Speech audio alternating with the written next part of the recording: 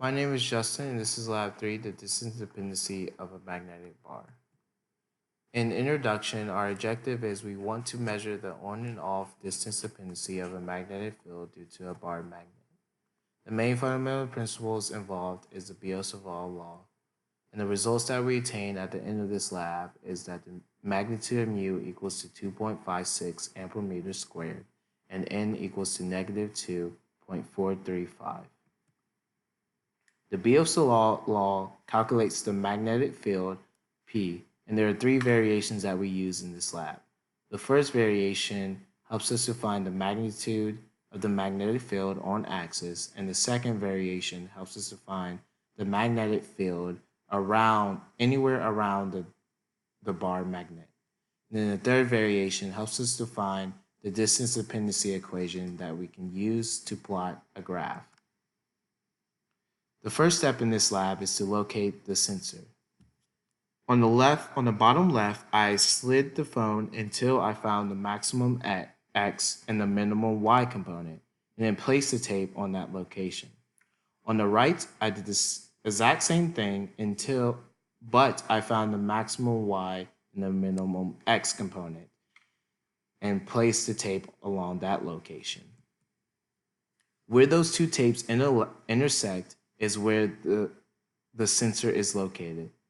This helps us to find the distance for the X component that are 20, 70, 120, 170, and 220 microteslas.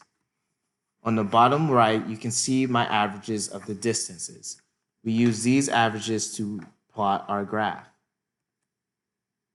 But before we get to the graph, we had to use the equation that we talked about earlier, take the natural log to find the distance dependency equation.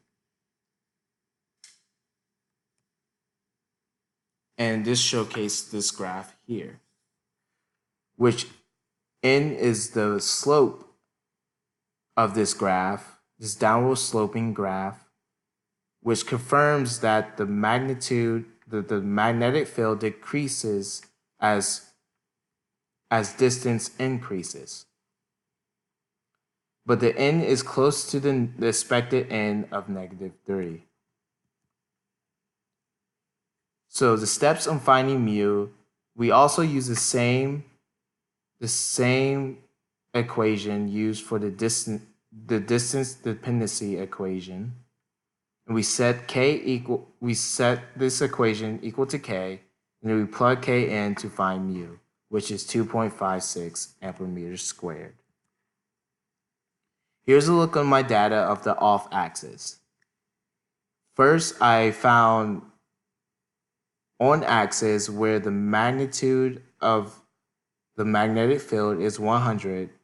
Then I recorded that distance, and then I set the distance above, perpendicular to that axis, to find the measured P at 45 degrees.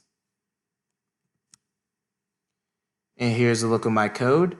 As you see in the brackets is the use of the magnetic field that helps us to find the magnetic field around the bar magnet. And here's a look at the arrows that I created in my code. And here's the code output.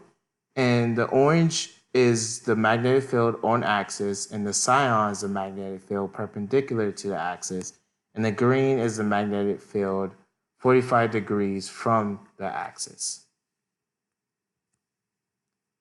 So all in all, our observation says that when the magnetometer is far away from the magnet, it measures a near zero magnetic field.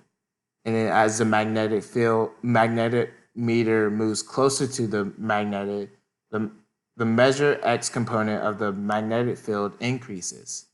And the comparison between the measured and the computed magnetic field at 45 degrees is drastically different due to human error.